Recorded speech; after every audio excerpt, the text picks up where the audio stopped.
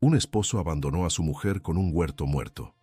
Años después, él lloró amargamente al ver el imperio que ella construyó.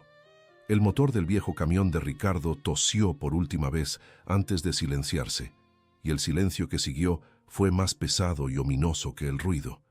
Elena sintió un escalofrío recorrerle la espalda, a pesar del calor sofocante que se filtraba por las ventanillas. Miró a su lado, donde sus dos hijos, Sofía de 8 años y el pequeño Leo de 5, la observaban con ojos grandes y confundidos.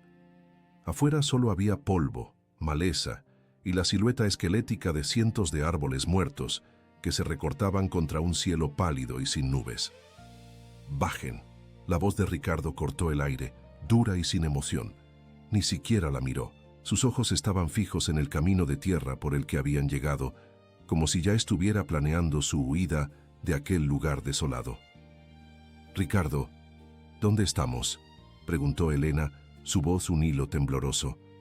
«¿Qué es este sitio?». Él finalmente giró la cabeza, y la mirada que le dedicó fue tan fría que a Elena se le heló la sangre. Ya no quedaba nada del hombre con el que se había casado, solo un extraño con el rostro endurecido por el desprecio. «Es su nuevo hogar», dijo saboreando cada palabra con una crueldad deliberada. «Un lugar a su medida. Ahora, bajen y saquen sus cosas. No tengo todo el día, hay gente que me espera». La mención de gente que me espera fue como una puñalada. Elena tragó saliva tratando de contener las lágrimas que amenazaban con desbordarse. Por sus hijos, tenía que ser fuerte por ellos. Abrió la puerta y ayudó a bajar a Sofía y a Leo, quienes se aferraron a sus piernas como si el suelo polvoriento fuera a tragárselos.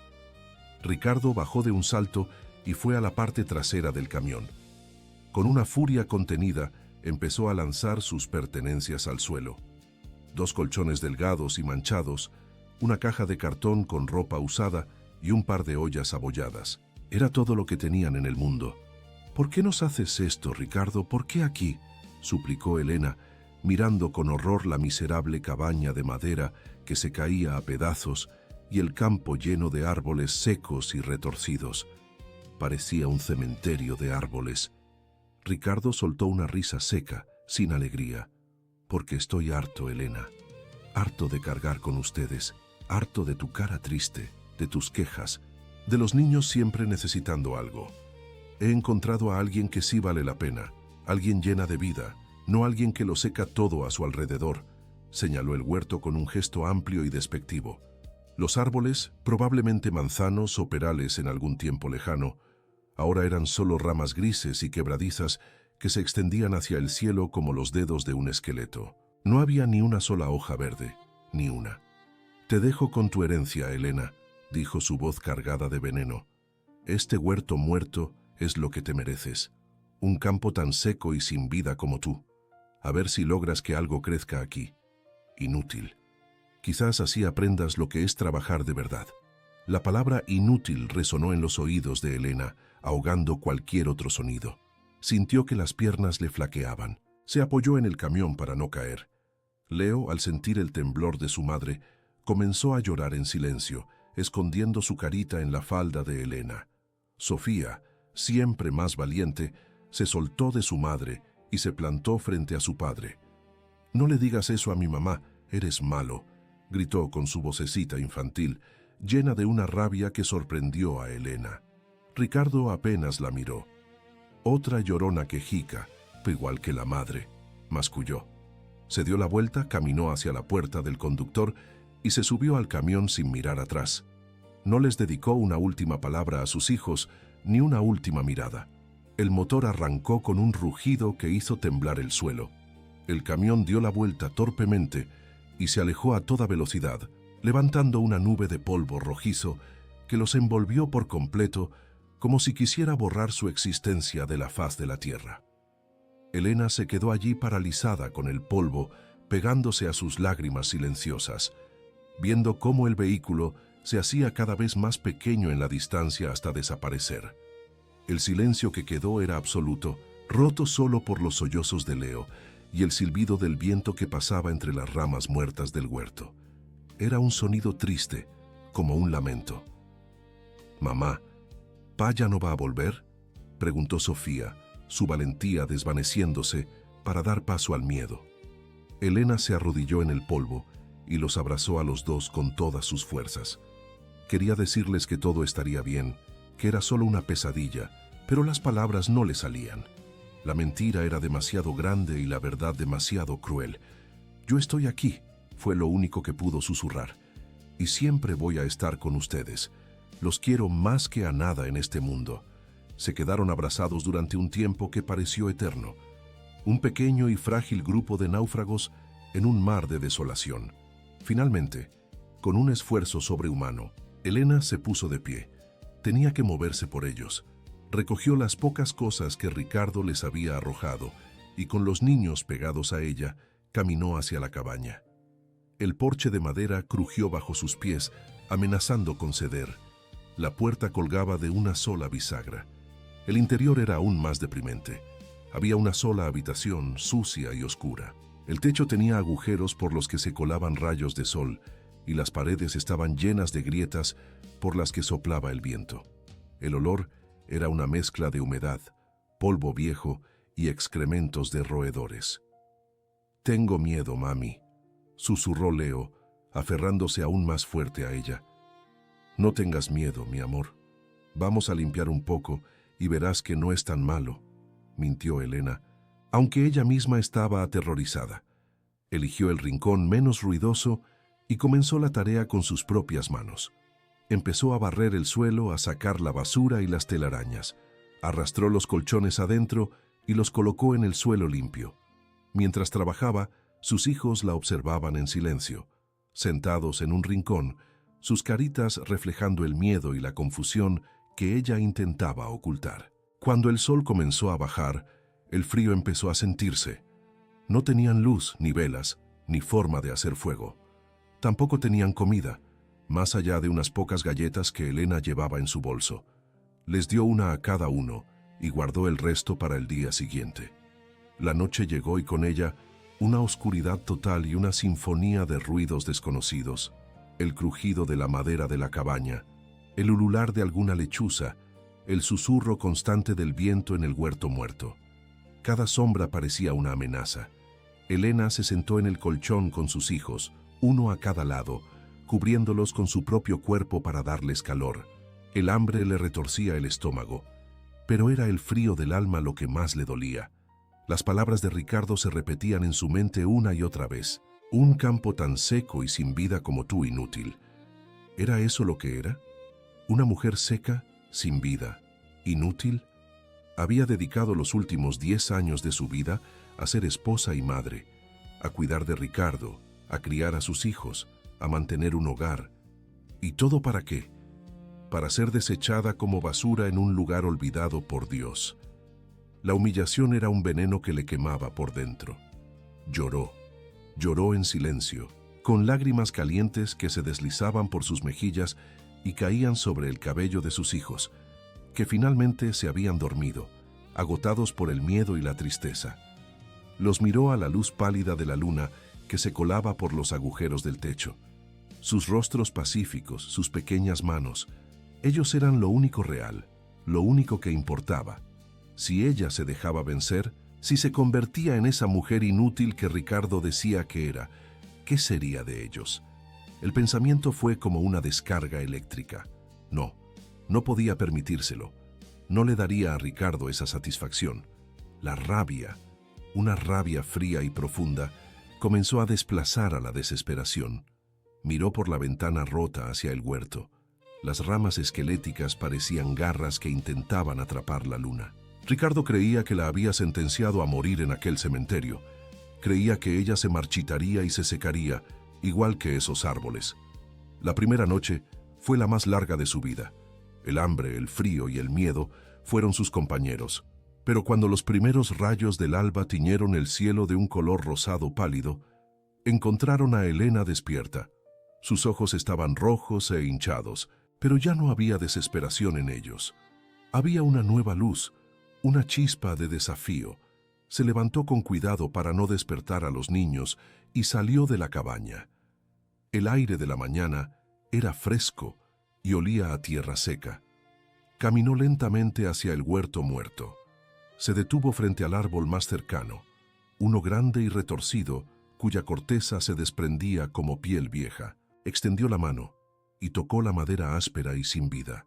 No sintió desesperanza, sintió una promesa silenciosa que nacía en lo más profundo de su ser.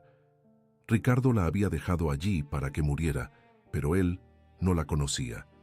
No conocía la fuerza que una madre puede encontrar en el fondo del abismo. Miró el campo de árboles muertos y por primera vez no vio un final, vio un comienzo. La madera muerta podía dar calor. La tierra seca, con trabajo y agua, podía volver a ser fértil. El desprecio de Ricardo no sería su epitafio, sería el combustible que la haría arder. En el silencio de aquel amanecer, rodeada por los fantasmas de un huerto olvidado, Elena supo que no se rendiría. Lucharía, aunque tuviera que arrancar la vida de las piedras, aunque tuviera que convertir cada rama muerta en una herramienta, iba a construir un futuro para sus hijos en ese mismo lugar que había sido elegido para hacer su tumba. La batalla apenas comenzaba. El sol de la mañana se alzó perezoso sobre el huerto muerto. Pero esta vez Elena no lo vio como un testigo de su miseria, sino como un aliado. El calor que antes la oprimía, ahora era una promesa de energía, de trabajo. Lo primero era la supervivencia inmediata. Tenían las pocas galletas que quedaban y, sobre todo, necesitaban agua.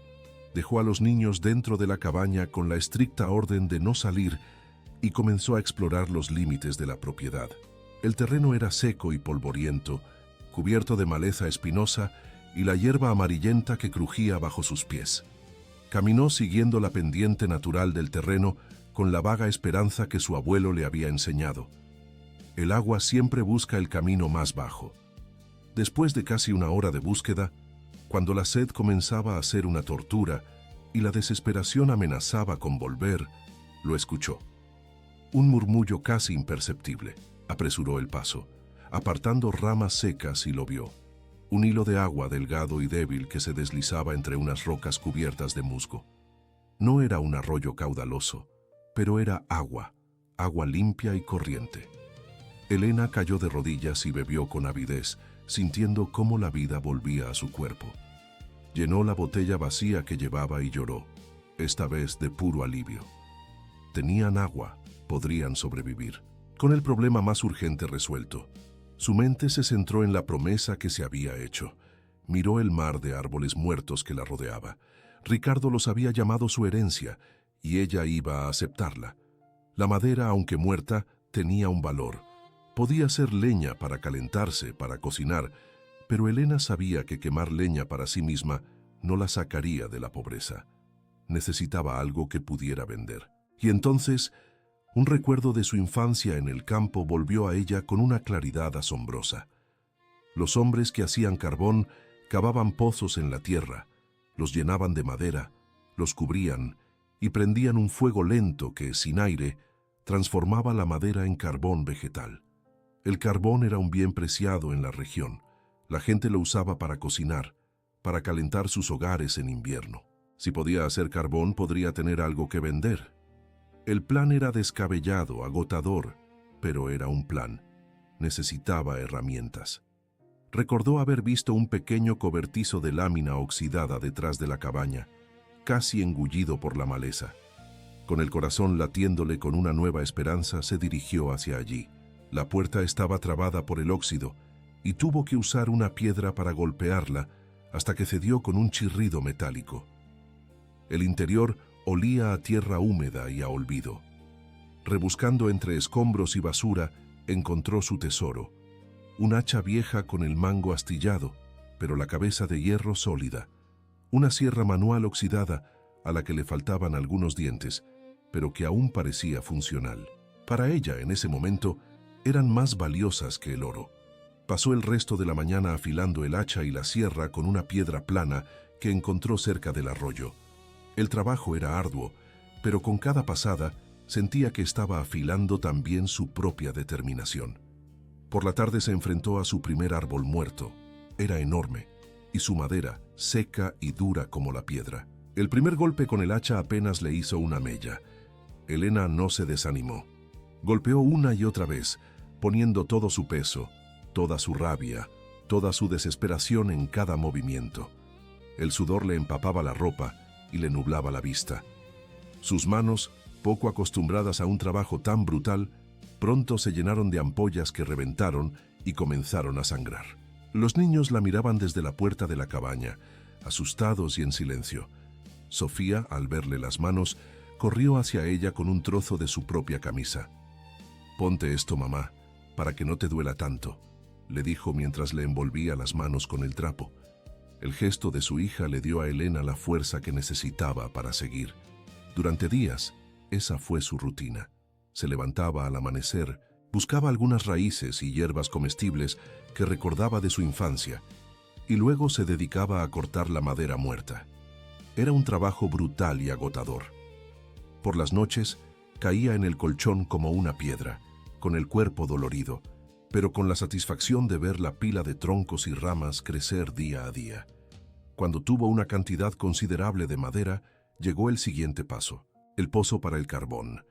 Eligió un claro en el terreno y comenzó a cavar con sus propias manos y un trozo de metal afilado. La tierra era dura y compacta, pero perseveró.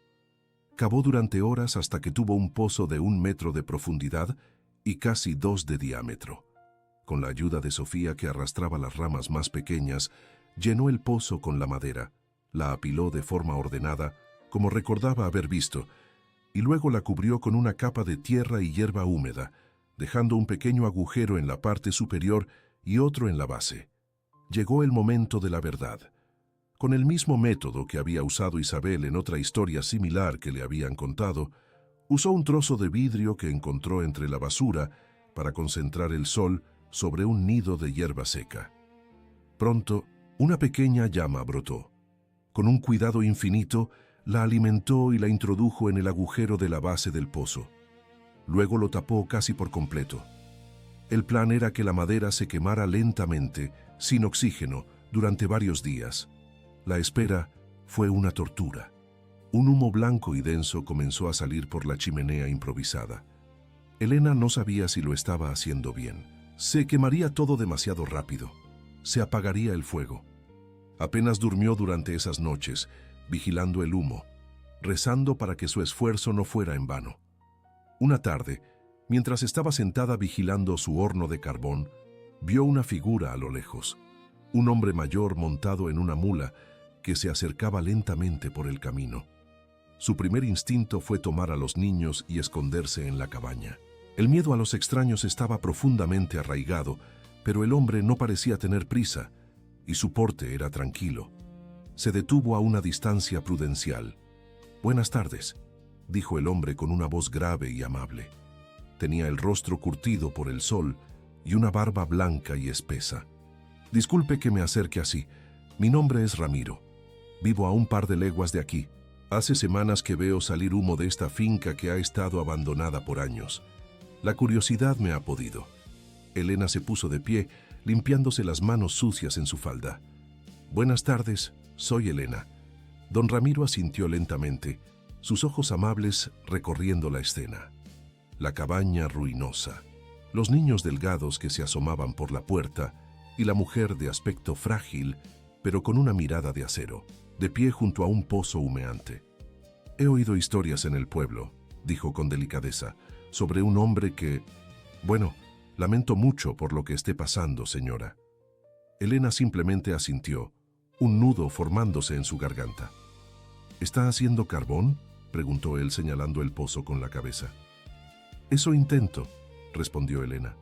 Don Ramiro se bajó de la mula y se acercó. Olfateó el humo. «El humo es muy blanco», dijo. «Eso significa que la madera todavía está húmeda por dentro. Se está cociendo, no carbonizando.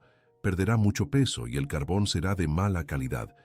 Tiene que dejar que la madera se seque más tiempo al sol antes de meterla en el horno». Le dio varios consejos más. Cómo controlar la cocción por el color y el olor del humo. Cómo saber el momento exacto para apagar el horno cubriéndolo por completo. Eran secretos de un oficio que Elena desconocía por completo. «Veo que es una mujer de mucho temple», dijo don Ramiro, mirándola con admiración.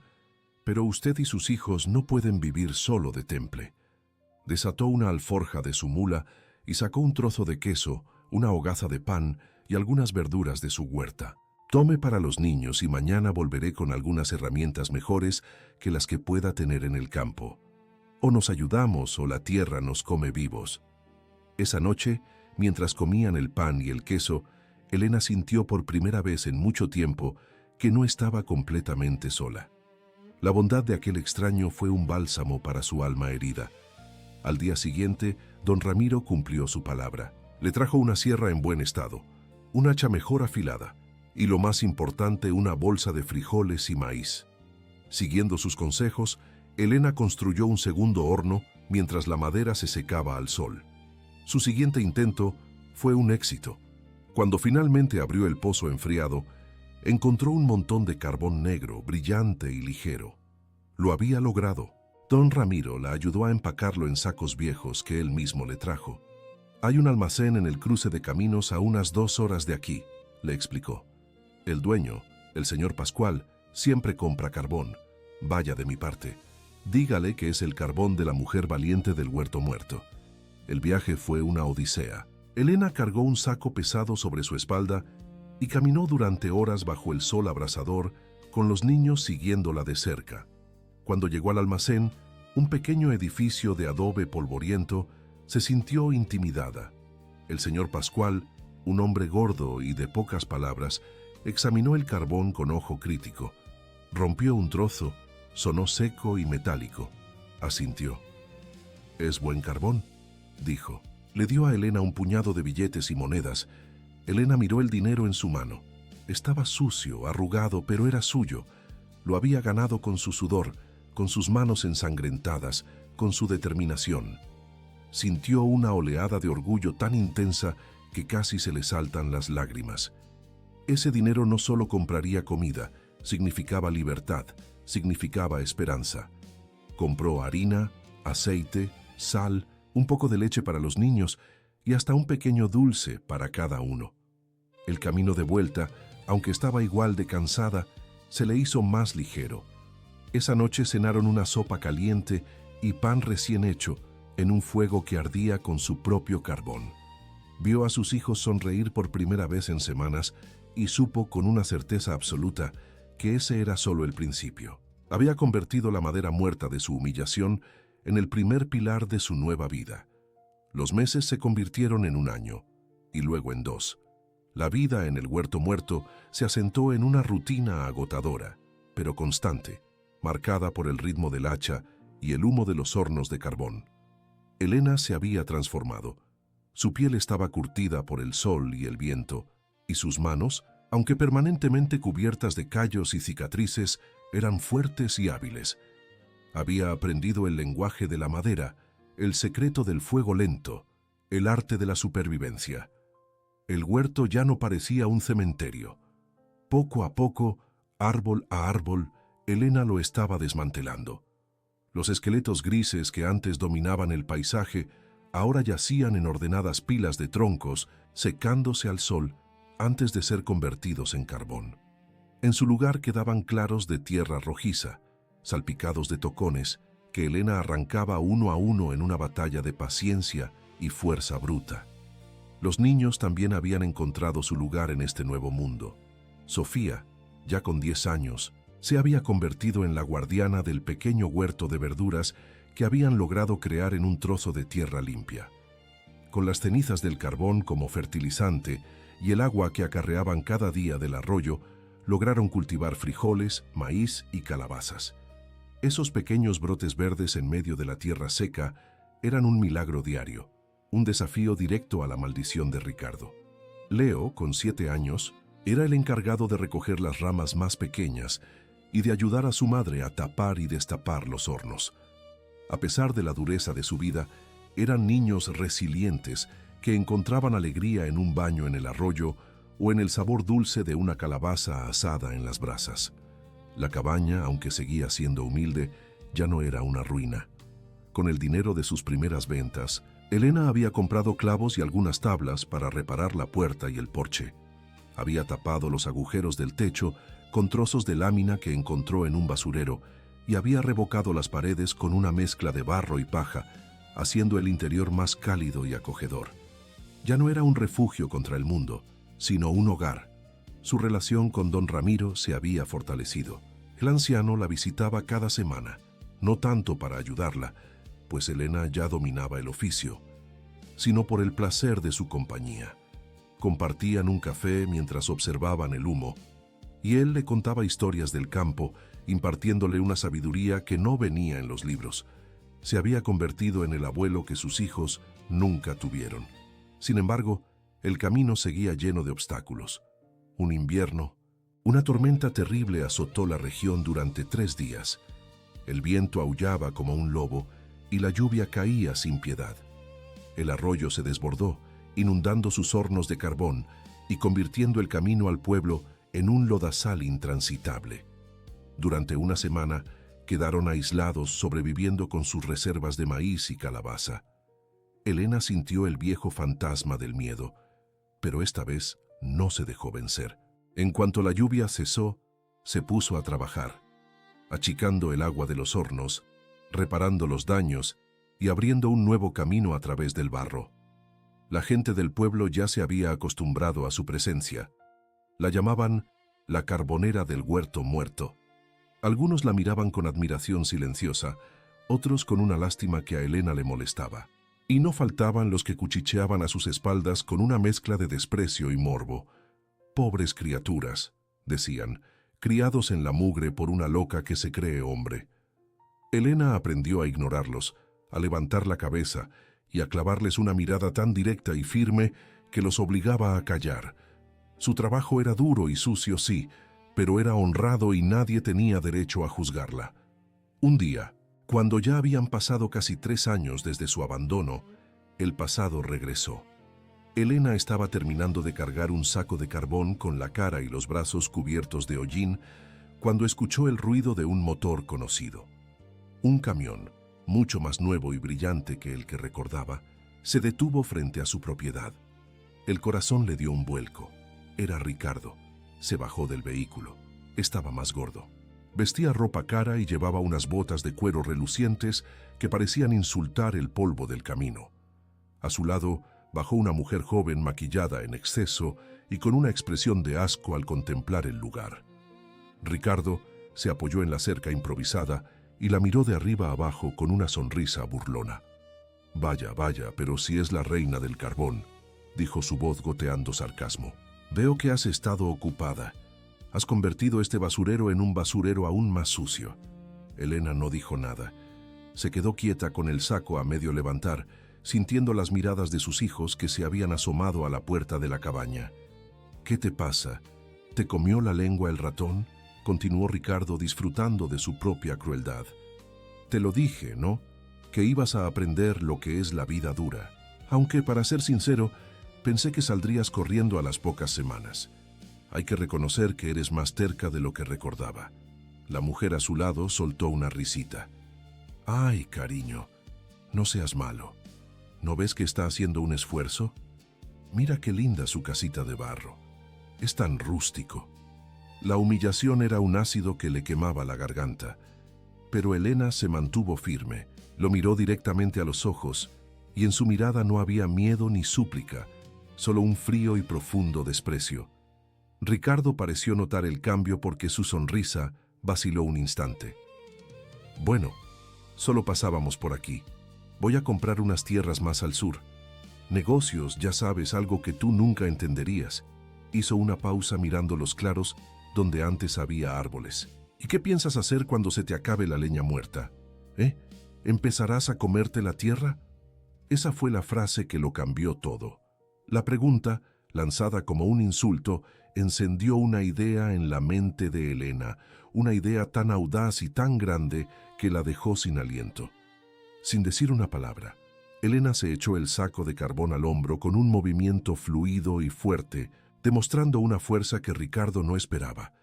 Pasó por su lado sin mirarlo y comenzó a caminar por el sendero hacia el pueblo. Su silencio fue más elocuente que cualquier grito. Fue una declaración de indiferencia, la prueba de que él ya no tenía poder sobre ella. Ricardo se quedó desconcertado. Esperaba lágrimas, súplicas, insultos, pero no el silencio. Te estoy hablando, gritó, pero Elena no se dio la vuelta.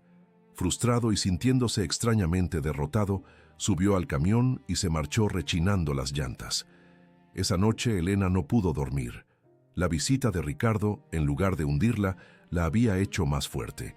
Su desprecio había sido el abono que su alma necesitaba. Se sentó en el porche bajo las estrellas y miró la tierra que había limpiado con sus propias manos. ¿Qué piensas hacer cuando se te acabe la leña muerta? La pregunta de Ricardo resonaba en su cabeza, pero ya no como un insulto, sino como un desafío. Él creía que su único recurso era la muerte, los restos de un pasado marchito, pero él no veía lo que ella ahora veía con una claridad cegadora. El verdadero valor no estaba en los árboles muertos, estaba en la tierra que había debajo de ellos, una tierra que había descansado durante años, una tierra que ella misma había abonado con la ceniza de sus fuegos, una tierra a la que tenía acceso a un arroyo. Esa noche nació un nuevo sueño, un sueño tan grande que la asustaba y la emocionaba a partes iguales. No iba a pasarse la vida vendiendo carbón. Iba a hacer lo que Ricardo, en su arrogancia, creía imposible. Iba a traer vida de vuelta a ese lugar. No iba a restaurar el viejo huerto muerto. Iba a construir uno nuevo, un huerto lleno de árboles jóvenes, fuertes y cargados de fruta. El carbón ya no era el objetivo. Se había convertido en el medio para un fin grande. Cada saco que vendía, cada moneda que ganaba sería un ladrillo para su nuevo imperio, un imperio de vida que crecería sobre las cenizas de la humillación. Miró al cielo y sonrió. La verdadera batalla acababa de empezar. La idea de plantar un nuevo huerto se apoderó de Elena con la fuerza de una obsesión. Cada saco de carbón que vendía, cada moneda que ganaba se guardaba celosamente en una caja de lata. Ya no compraba solo lo indispensable, ahora invertía. Con el consejo de don Ramiro, viajó a un vivero en la ciudad y gastó casi todos sus ahorros en los primeros 100 plantones de manzano, de una variedad resistente y de fruto dulce. El trabajo fue titánico.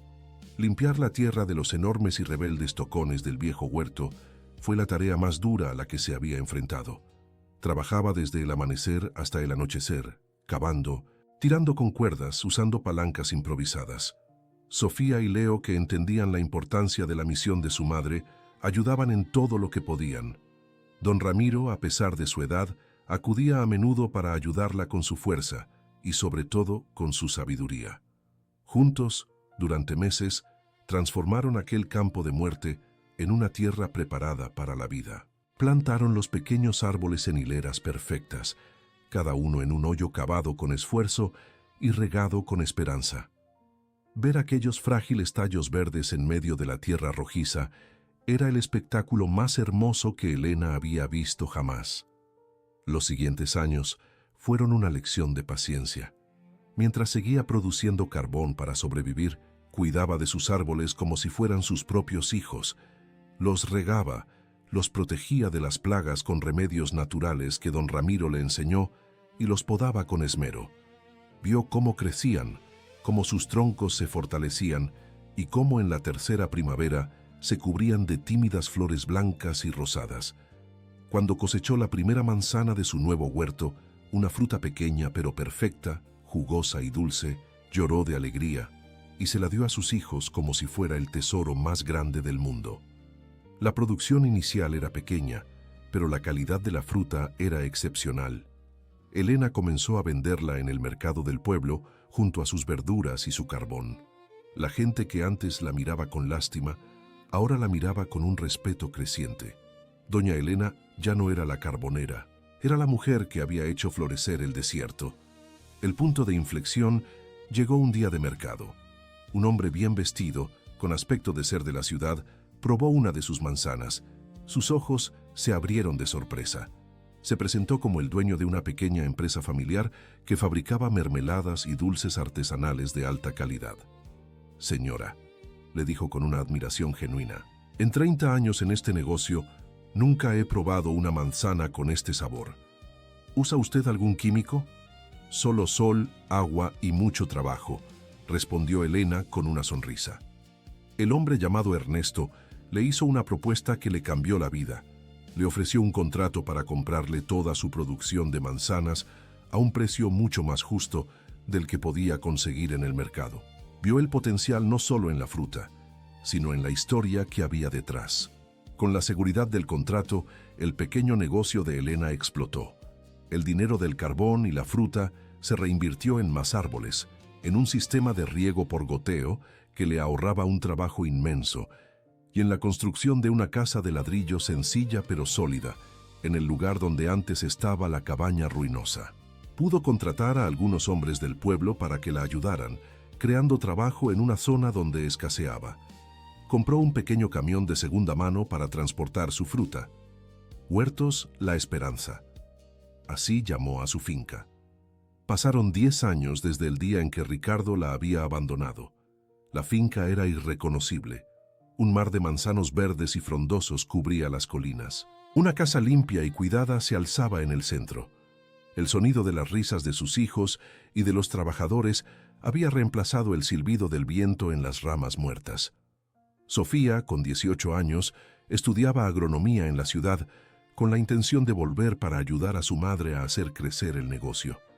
Leo, con 15, era ya un experto en el manejo de la finca. Una tarde, un hombre se acercó caminando por el sendero. Iba encorvado con la ropa sucia y raída. Estaba delgado y demacrado, y su rostro era una máscara de derrota. Se detuvo frente a la cerca, mirando la escena con una incredulidad dolorosa, como si no pudiera procesar lo que veía. Elena, que supervisaba la carga de su camión con cajas de manzanas relucientes, lo reconoció al instante. Era Ricardo. Sintió una punzada de algo que no era odio ni rencor, sino una profunda y abrumadora lástima. El hombre arrogante y cruel que la había abandonado se había convertido en un espectro, un despojo humano. Él levantó la vista y sus ojos se encontraron. El impacto fue brutal para Ricardo. Vio a Elena, serena, segura, vestida con ropa limpia. Vio a su hijo Leo, convertido en un joven fuerte, que lo miraba con desconfianza. Vio el imperio de vida que ella había construido sobre las cenizas del huerto que él le había dejado para que muriera. La fuerza abandonó sus piernas, se dejó caer de rodillas en el polvo y el llanto brotó de su pecho en sollozos desgarradores que sacudían todo su cuerpo. Elena, balbuceó entre lágrimas. Perdóname, por favor, perdóname. Elena se acercó lentamente. Sin miedo, sin rabia, se detuvo frente a él. He perdido todo, Elena, gimió él, el rostro bañado en lágrimas y suciedad. Ella me dejó hace años. Se llevó todo mi dinero. He estado vagando, enfermo, solo, no tengo a dónde ir. He cometido tantos errores. Fui un monstruo. Lo que les hice no tiene perdón, pero te lo ruego, Elena, mírame. No me dejes aquí. Déjame trabajar para ti de lo que sea a cambio de un plato de comida. Quiero estar cerca de mis hijos. Elena lo miró arrodillado, humillado, roto. Vio al hombre que la había llamado inútil, que había despreciado a sus propios hijos, y sintió que un ciclo se cerraba para siempre. Se agachó, pero no para levantarlo. Lo miró a los ojos y habló con una voz firme, pero extrañamente suave. Mírate, Ricardo. Estás cosechando exactamente lo que sembraste. El perdón de mis hijos tendrás que ganártelo, si es que ellos alguna vez deciden dártelo. En cuanto a mí, hizo una pausa y una leve sonrisa de serenidad se dibujó en sus labios. Yo te perdono, pero no te confundas. No te perdono para salvarte a ti.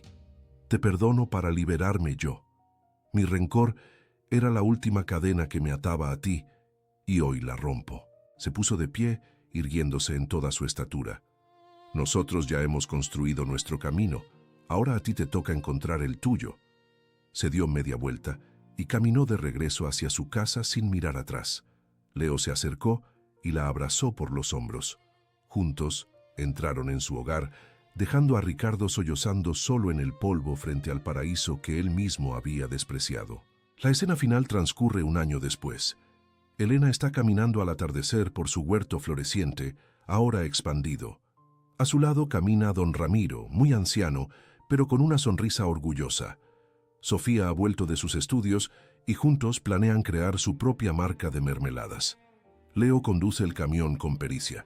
La finca La Esperanza es un negocio próspero y un hogar feliz. En la pared de la pequeña oficina de Elena, colgada como un trofeo, está el hacha vieja y oxidada que encontró en el cobertizo el primer día. Un recordatorio no del dolor, sino de la fuerza que puede nacer de las cenizas. Ella es doña Elena, la mujer que recibió un huerto muerto y con sus propias manos cultivó un imperio de vida y dignidad. Y bueno, gente, ¿qué les pareció esta historia emocionante?